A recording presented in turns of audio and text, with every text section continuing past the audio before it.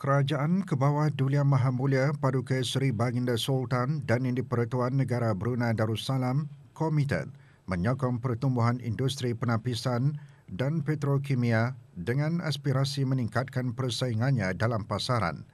Ini termasuk meneruskan kerjasama dalam membina kapasiti bagi pertumbuhan berdaya tahan di samping bersama-sama berusaha ke arah mencapai matlamat iklim negara. Yang Berhormat Pihin Datuk Lelau Raja Major Jeneral Bersara Datuk Paduka Seri Haji Ong Halbi bin Haji Muhammad Yusof, Menteri di Jabatan Perdana Menteri dan Menteri Pertahanan kedua menyatakan perkara tersebut pada Majlis Penandatanganan Perjanjian Pelaksanaan bagi projek pembangunan fasa kedua Pulau Muara Besar PMB dengan Hengi Industri Sdn Bhd. Majlis diadakan di salah sebuah hotel Jerudong. Majlis diteruskan dengan penandatanganan pelaksanaan perjanjian projek pembangunan fasa kedua PMB dan memorandum persefahaman bagi program kerjasama bersama di antara Universiti Brunei Darussalam dan Universiti Zhejiang. Penandatanganan disaksikan oleh Menteri di Jabatan Perdana Menteri dan Menteri Pertahanan kedua selaku pengerusi bersama Jawatan Kuasa Pandu Pembangunan PMB Yang Berhormat Datuk Seri Setia Dr. Haji Muhammad Amin Liu bin Abdullah, Menteri di Jabatan Perdana Menteri dan Menteri Kewangan dan Ekonomi kedua selaku pengerusi Jawatan Kuasa Pandu Pelaburan Langsung Asing dan Industri Hiliran. Yang Berhormat Datuk Seri Setia Awang Haji Muhammad Juanda bin Haji Abdul Rashid, Menteri Pembangunan, selaku pengerusi bersama Jawatan Kuasa Pandu Pembangunan PMB dan Tuan Q. Jean Lin, pengerusi Zhejiang Hengyi Group Company Limited dan pengerusi Hengyi. Actually have international standards as well as local. Sejak beroperasi 30 tahun lalu, Bank Islam Brunei Darussalam BIBD telah melalui perubahan signifikan yang membawa faedah terutama kepada para pelanggan dan pemegang saham. Menteri di Jabatan Perdana Menteri dan Menteri Kewangan dan Ekonomi kedua menekankan inovasi berterusan penting untuk kekal relevan dan menyesuaikan diri dengan dunia yang pantas berubah. Bagi menerapkan inovasi revolusi industri keempat, kumpulan BIBD juga perlu mengenal pasti peluang dan cabaran. Berucap pada Majlis Perasmian Persidangan Inovasi Digital Olive DigiCon 2023, Yang Berhormat Datuk Seri Setia Dr. Awang Haji Muhammad Amin Liu bin Abdullah selaku pengerusi kumpulan BIBD menjelaskan penggunaan berkesan dan selamat adalah penting untuk pertumbuhan dan kemakmuran berterusan. Justru kemahiran menguasai teknologi dan mewujudkan harta intelek sendiri hendaklah diberi tumpuan bukan hanya menggunakannya.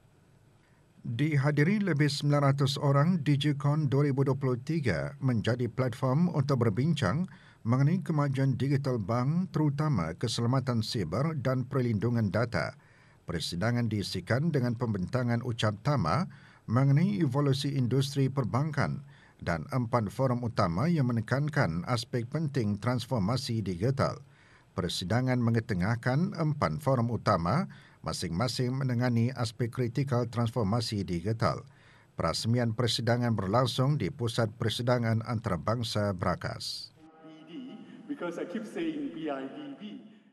Universiti Islam Sultan Sharif Ali Yunisa melalui Pejabat Hal Ehwal Alumni mengendalikan program Bazar Keusahawanan Alumni Yunisa Alsong.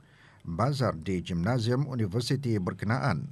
Hadir Dr. Haji Nur Arfan bin Haji Zainal, Rektor Yunisa. Program disertai 27 buah perusahaan dengan 20 buah daripadanya merupakan perusahaan milik alumni Yunisa. Pelbagai produk, jualan dan perkhidmatan diketengahkan termasuk makanan, minuman dan pakaian. Alsung merupakan satu program dan inisiatif yang dirangka khas untuk menggalakkan para alumni dan warga Yunisa mempromosikan perniagaan mereka kepada orang ramai. Universiti Teknologi Brunei UTB dan Syarikat Pelabuhan Muara MPC Sdn Bhd menandatangani memorandum persefahaman MOU yang akan menandakan kemajuan hala tuju ke arah transformasi inovasi dan industri. Majlis penandatanganan MOU berlangsung di UTB. Hadir Datin Paduka Profesor Dr. Deng Haja Zohra binti Haji Sulaiman, Naib Chancellor UTB, Dr. Muhammad Saiful bin Haji Omar, Penolong Naib Chancellor Hubungan Luar dan Industri UTB, menandatangani bagi pihak UTB, manakala MPC ditandatangani oleh Liu Gaoli, Ketua Pegawai Kewangannya. Memorandum persefahaman tersebut mewujudkan perkongsian kerjasama terutama Sekolah Perdagangan UTB dan MPC yang memberi tumpuan kepada beberapa bidang berkepentingan bersama. Bidang-bidang tersebut termasuk pembangunan kapasiti manusia terutama dalam industri logistik dan pelabuhan. Dari tahun 2012 hingga 2022, lebih 200 juta kilogram kargo udara dikendalikan oleh Pusat Kargo Lapangan Terbang Antarabangsa Brunei BIACC. Jumlah tersebut merangkumi perkhidmatan kargo keluar, masuk dan persinggahan. Berdasarkan statistik Kementerian Pengangkutan dan Infokomunikasi, kargo persinggahan mencatatkan jumlah tertinggi dalam tempoh yang sama dengan kargo keluar adalah yang terendah dicatatkan setiap tahun. Dari tahun 2012 sehingga 2019, kecuali tahun 2014, BIACC mencatatkan jumlah keseluruhan kargo melimpasi paras 20 juta kilogram setiap tahun. Penularan COVID-19 telah mengakibatkan penurunan jumlah kargo pada tahun 2020 berikutan penutupan sempadan. Dalam tempoh 11 tahun kebelakangan, kargo persinggahan mencatatkan lebih 130,800,000 kilogram, manakala kargo masuk mencatatkan hampir 70 juta kilogram dan kargo keluar lebih 8,600,000 kilogram. Terdapat penurunan yang ketara pada tahun 2020 dengan lebih 11,600,000 kilogram atau 70% dan terus menurun sehingga tahun 2022. Jumlah purata kargo masuk pula dicatatkan lebih 7,300,000 kilogram dengan paras tertinggi dicatatkan pada tahun 2015 dengan lebih 8,300,000 kilogram. Sebelum penularan COVID-19 pada tahun 2020, purata kargo masuk setiap tahun adalah di atas paras 7 juta kilogram. Sementara itu, jumlah kargo keluar tertinggi dicatat pada tahun 2012 sebanyak lebih 2,500,000 kilogram menurun sehingga 2018. Pada tahun 2019, jumlah kargo keluar meningkat, namun pada tahun 2020 hingga 2022, ia menurun di bawah paras 500,000 kilogram.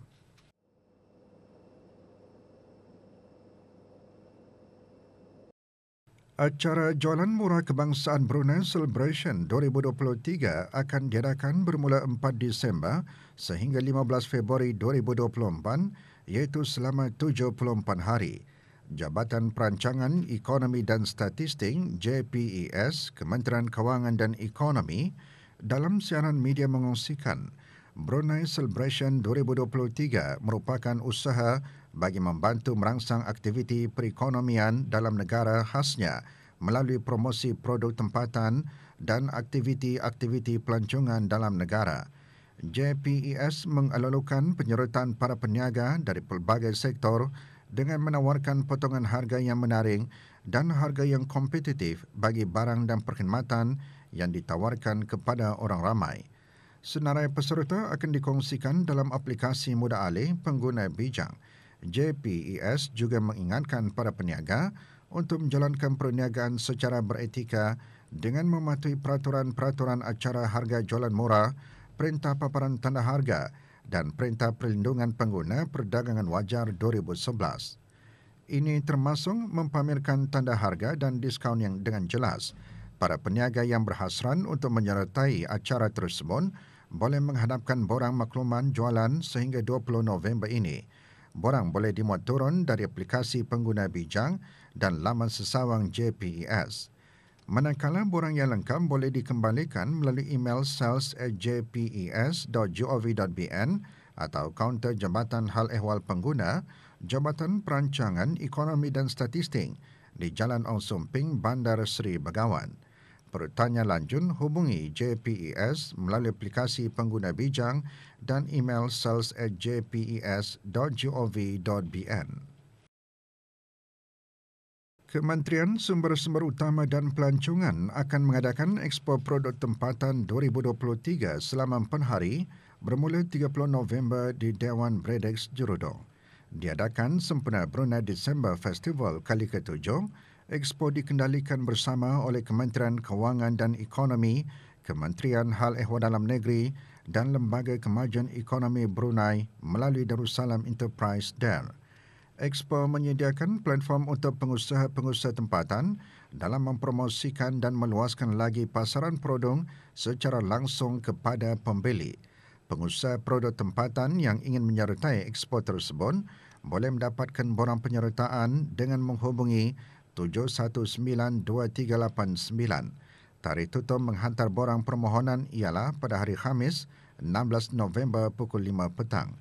Maklumat lanjut, layari media sosial Instagram @localproductexpo.bn.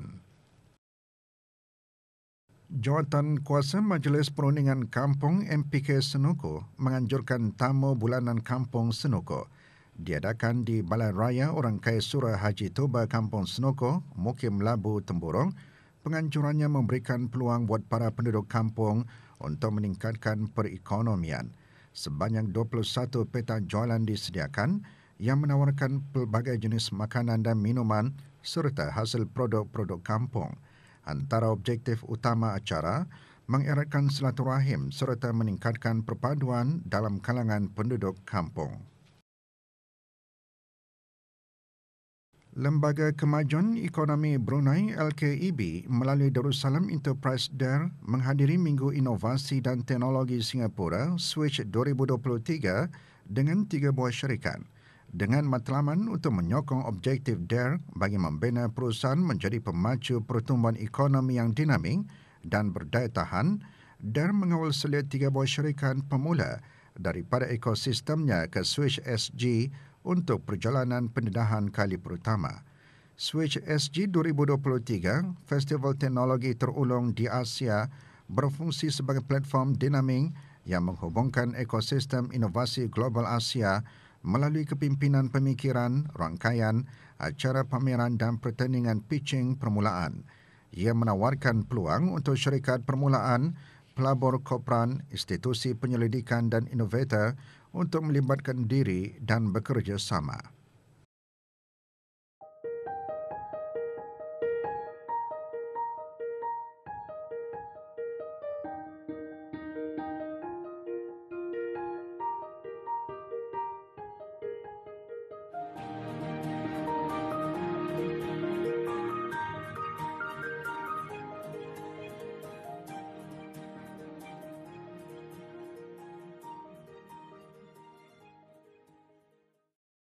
Memulakan perniagaan ikan salai yang diberikan nama Salayan MS, Salayan Mail City sejak tahun 2004, Dayang Normaya binti Mail masih meneruskan perniagaan yang kini sudah terdapat 3 buah cawangan di bawahnya.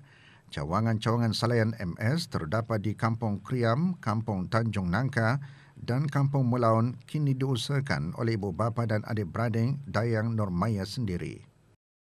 Untuk permulaannya mencetus idea ni daripada perlindungan saya sendiri. Saya membuka idea di daerah Tutongan ni. Startnya kami buka standby untuk menyalai ni dalam pukul 6 pagi lah. Orang saya ia akan menyediakan semua persiapan untuk sebelum buka pukul 8.30 HT. Pastinya ikan selayan mempunyai peminatnya sendiri. Selain mempunyai keunikan yang berbeza dari segi masakan, ikan selayan seperti ini juga memiliki kebaikan ataupun khasiatnya tersendiri bagi mereka yang menyukainya. Terdapat beberapa masakan yang dicipta oleh Dayang Normaya sendiri bagi menarik lebih ramai lagi peminat selayan beliau. Kalau ikan, kami selalunya ada 2 pilihan. Selalunya secara yang fresh, yang dari pasar Jerudong, ataupun kami beli yang dari frozen. Atau ada syarikat-syarikat tertentu. Kalau jenis ikan salai kami jual di MS Salayan Kariaman ni sebenarnya banyak jenis ikan. Tapi yang paling customer suka ikan mackerel yang berlamak sama masa ni menu baru licking, mackerel lamak berlicking. Meskipun bermacam cara masakan yang ada pada zaman ini, Dayang Normaya masih mengekalkan cara masakan tradisional. Jadinya saya berharap cara-cara tradisional ni Kan yang sudah lama berbuat macam ni kan salayan akan diubahlah walaupun akan datang orang ikut zaman tu cara-cara teknologi mereka canggih, salayan ini masih bertahanlah.